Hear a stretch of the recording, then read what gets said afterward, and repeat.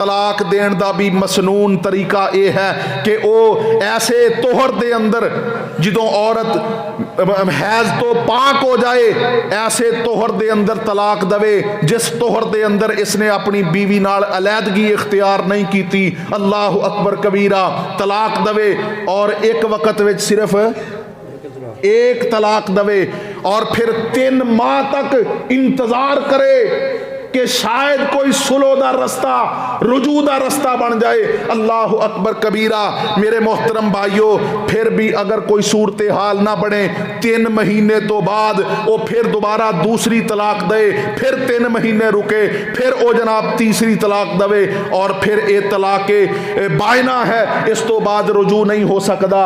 अल्लाह अकबर। दूसरा तरीका यह है कि ऐसे तोहर दे अंदर औरत नूं तलाक दे जिस तोहर दे अंदर इसने औरत दे नाल अलैदगी इख्तियार नहीं की और एक वक्त में इको ही तलाक दे और तलाक देने तो बाद 1 महीना इंतजार करे, फिर दूसरे तोहर दे अंदर उसनू दूसरी तलाक दे, फिर 1 महीना इंतजार करे, फिर उसनू तीसरी तलाक दे।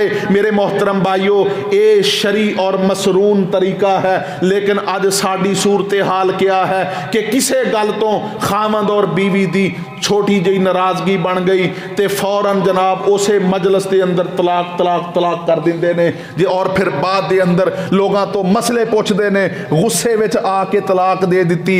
और यार मैं पूछना ये चाहना कि कदे किसी ने मुहब्बत में आके भी आख्या मैनू तेरे नाल बड़ी मुहब्बत है, जा मैं तेनू तलाक दी। तलाक गुस्से की हालत के अंदर ही होंदी है, लेकिन वो कैसा मर्द है जिहड़ा अपने गुस्से ते कंट्रोल नहीं कर सकता।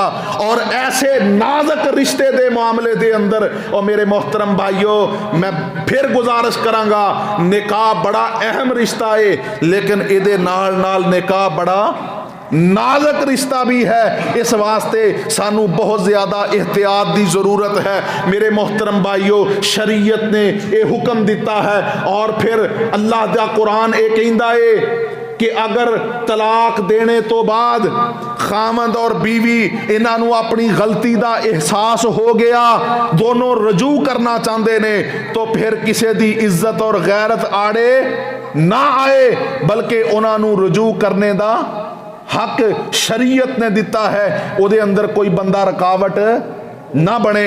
उथे भी साड़ी जिद और अना आड़े आ जाती है। खामद और बीवी अगर चाहते भी ने कि असी अपना घर बसा लईए, तो जेड़े उतले रिश्तेदार ने ये घर वसन नहीं देंदे।